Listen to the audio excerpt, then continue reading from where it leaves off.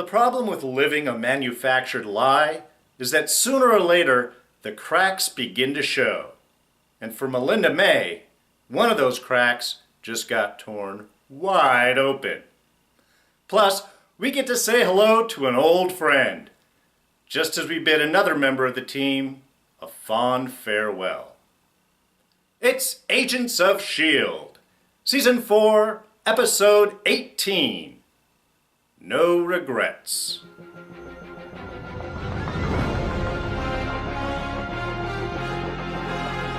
Hey everyone, D here, and welcome to this week's review of Agents of S.H.I.E.L.D. So yes, spoilers, they're part of the territory.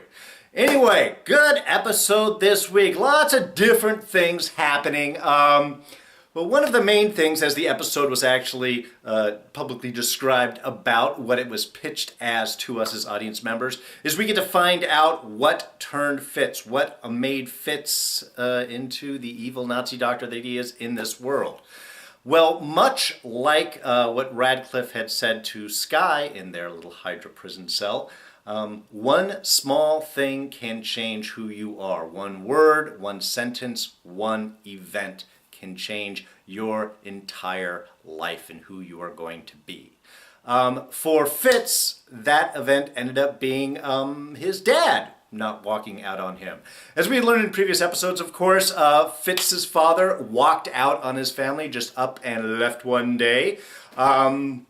Tragic, yes, but Fitz did grow up to be the wonderful, compassionate, empathetic individual that we love so much. So what would have happened if Daddy Fitz hadn't walked out? Well, Leo would have turned into the megalomaniacal, sadistic, cruel, heartless individual that he is here in the Hydra world. We don't get to see too much of his dad played by David O'Hara, who you might recognize from way back in the day in Braveheart. He was Stephen, the Irish king. It's my island. Love that scene, love that guy. Anyway, so pulling a beautiful, cruel father figure in this episode. That just totally makes sense. Instead of being raised by his mother, who, even his dad remarks, is compassionate, too soft, instead of learning that side with his father still at home, his dad seems to have ruled the house with an iron fist. Compassion is not what's needed. You need to forge your own path, fight for what it is.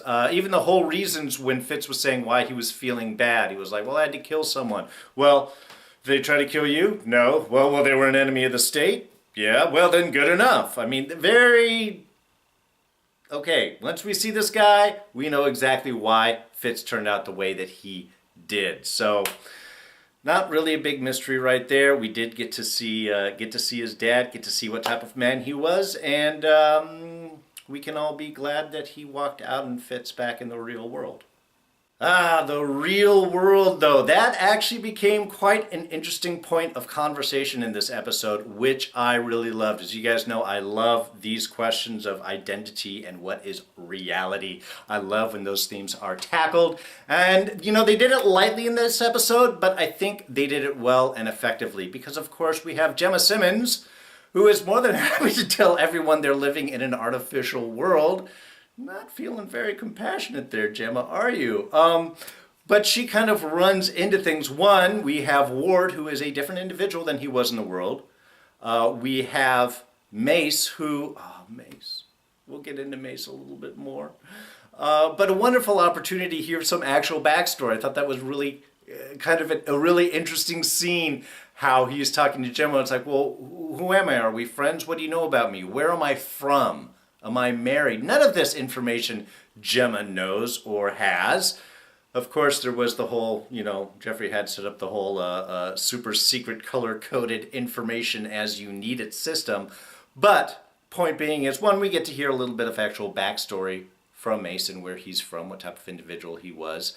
But it really starts to bring up, his statement there is, these are the things I remember. These are the people that have died for me who this cause, and this is what I am fighting for. This is what defines him. All these events define who they are, with Ward not having, I'm guessing, Garrett in his life, or whatever reversal happened. We don't know what shift went with him. he has turned out to be much more of the Ward that we thought he was way back in season 1 before we found out about his turn. So really, all of these questions is, if all of these things are real, if they seem real, if they feel real, why are they not real? As Ward asked Gemma, how do you know that you haven't just woken up into the real world and your previous world was a lie? So really great questions to tackle in with this, and really hitting the head for Gemma when he runs into Hope. Seeing Mack with his daughter and all of those emotions and feels, everything else. Hating Ward, very easy to push him away. Mace, you were just trying to clear him up and get him out of this world. Once we see Mack and Hope together, though, that's love, that is relationship, and that is something that doesn't exist in the real world. So that, I think, was the one thing that really shifted how Gemma was starting to see things, especially as when Ward did need an extra body to go back in and rescue Coulson and Mace, she definitely did not want Mack going. Yeah, didn't want him to die, but also didn't want to make any risk that would damage that relationship between Mack and Hope. And that is reality right there. And of course, off to rescue Jeffrey Mace they went. Well, they got most everyone back. They got a new person back. It was wonderful seeing Tripp. So excited. This is a great thing about diving back into this artificial world, is we do get to see all of these great things from the past and people. Tripp, really, really excited to see him. Still using his grandpa's old Howling Commandos gear. It's the old-timey camera that ended up getting him caught, though. But lovely seeing Tripp, and good that we've got someone else new in the team, because of course, this is the episode where we bid a fond farewell to the Patriot himself, Jeffrey Mace. And I think this was a wonderful one. We got to hear his backstory. We got to see a little opening up. We know more about characters. That's never a good sign for long-term survival. But got a little bit of his backstories. We got a nice to kind of frame things. And really, in this episode, we got to see Mace as he wanted to be. As Ada had described to S.H.I.E.L.D. in the cell, they've tried to make this world with no regrets of taking away that one thing that changed it all for them. For May it was saving the girl, for Coulson it was being a teacher, for Fitz was having his father back, for Mace it was to actually, I think, be the hero. And he really put it on the line and really showed the type of character that he wanted to be and really was there at the end. And it was appropriate because, of course, as Gemma's concerned, don't do it, you're going to die in the real world. For Mace, being this hero, being this person, is who he really wanted to be. So that sacrifice was noble on both levels. And yes, we are very sad that we're not going to have him in the show anymore. For a moment there, I was curious because the building just caved in and you're like, no body, no death. I've made that mistake before. But in that following scene, when we do see Ada sort of step back into the real world and check on Mace, his vitals are gone. So yes, he is indeed dead. Though that does bring up an interesting point. One, that does let us know, is because I was questioning this last week, is it Ada coming into the real world? Is Madam Hydra just a copy of the Ada program, or is it actually her jumping back and forth? This seems to answer the question, is that it's her and she's able to exit and enter the world. But what is it that she wants? What is it she's going after? What is the looking glass? Fitz seemed to give a hint about coming into this world, that he seems to think that it's a way to move people from the Darkhold world into the real world. Ada seems to imply that it's so she has what everyone else has, a choice. I'm guessing this is some way to move the human emotional side program of her fully from the framework into the real world. That's what my guess is. But is she going to try and bring things with her and start to tackle the world itself? That's another question. But of course, the really big arc this episode goes for Melinda May, the real real character evolution happening here. And I thought it was handled really well. I thought they did a great start, with her in full Hydra mode. Oh, she hates Daisy for what she's doing, and she hates the Patriot and S.H.I.E.L.D. and all those Inhumans for causing the Cambridge incident. And I thought it was great that her, we get that moment of her kind of in front of that plaque honoring the fallen of the Cambridge incident, the Hydra propaganda, because that is the event that really framed her. I mean, her no regret is the little girl Inhuman surviving the Bahrain, but of course that leads to the Cambridge incident, which makes her very dark, very evil. I mean, even last week when she met Hope and Mack, she's like, oh, this is my innocent girl. And she's like, well, not all kids are innocent. I mean, we really see that darkness where she's coming from. I mean, so much that she is willing to take the Hydra version of the Hide serum, which I thought was great. And of course, because that's what Jeffrey Mace was taking in the real world, a version of that in order to get his, false Patriot superpowers. In this world, Mace is the actual Patriot with real Inhuman powers, and it's May who's taking the artificial juice in order to compete with him. So I thought that was kind of an interesting, fun turnaround.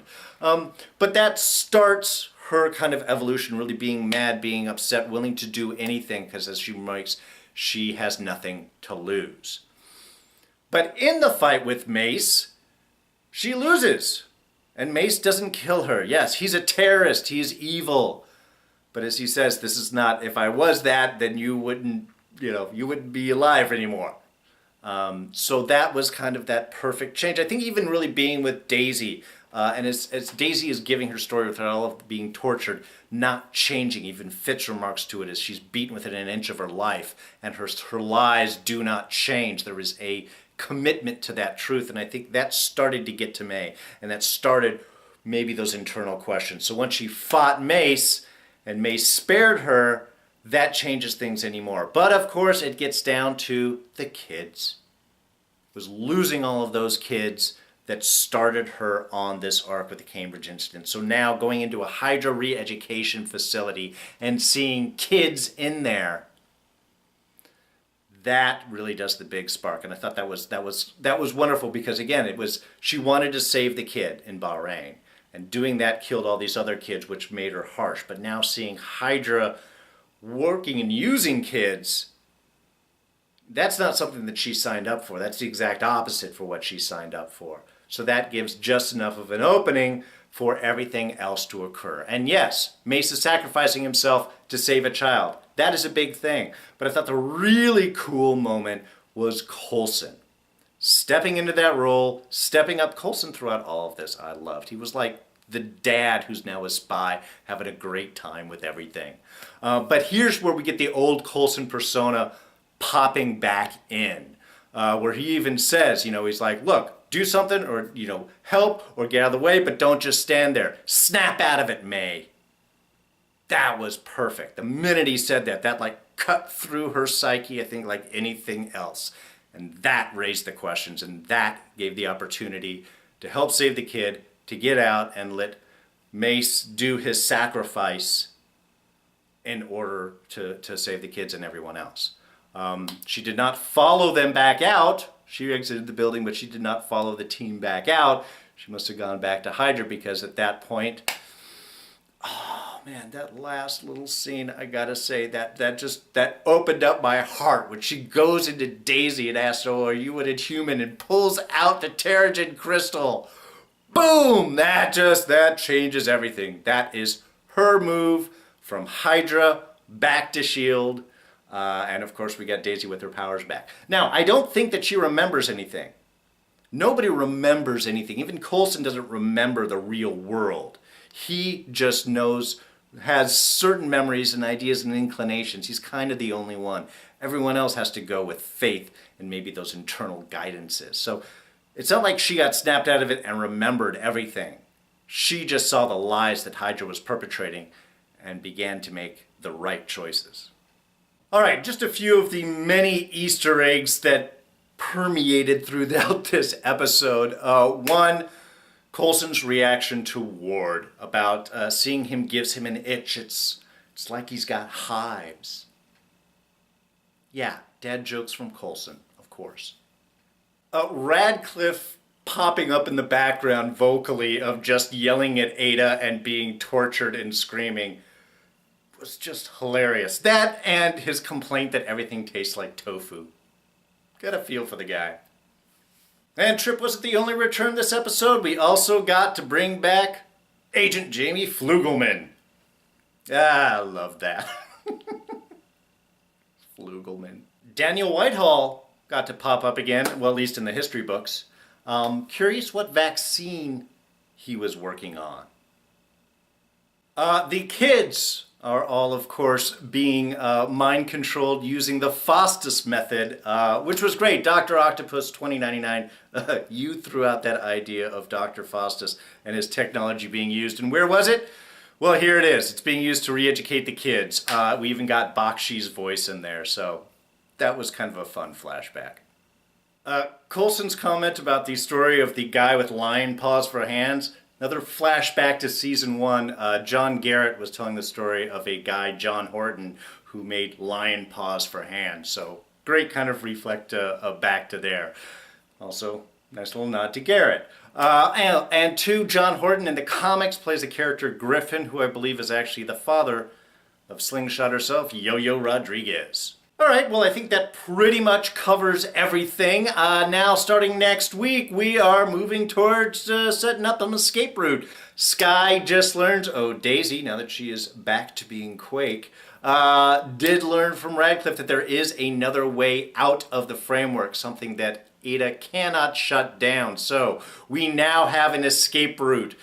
But we got to get everybody back together, and bringing Fitz with is going to be the big challenge. So next week, more stuff to come. Now, just a little side note, Agents of S.H.I.E.L.D. just wrapped shooting for this season yesterday. That is the 17th of April, so all done there. There is words of a possible writer's strike coming up. When that happened 10 years ago, it really hit Hollywood hard. Hopefully they will not get around that, or they will get around that and they will not be doing any striking. However, at least we will have this season clear and through, so if it does happen, hopefully it's quick and won't affect next season. We haven't heard yet news for a renewal, but all signs are pointing like there will be a season 5. So keep those thumbs up and keep tweeting at ABC. Anyway, if you did enjoy this review, please go ahead and hit that like button. Thoughts, comments, ideas, predictions, throw them down in the comments section below. You guys got a lot of great ideas. I'm enjoying our conversations. Let's keep it up. Now, you can always catch me on Twitter and Instagram. I'm at Darren Jakes. Admittedly, I tweet more than I Instagram, but I'm trying. But if you are not a subscriber and you don't want to miss any of the reviews, you should join us. It's quick, it's easy, and all you have to do is hit this button right here. That's a little button in my face, and that way you will be a subscriber and won't miss anything. And I will throw up our latest review right up here for you to check out. So, I'm going to call it quits. I am D, and I'm out of here. Catch you guys next time. Bye-bye.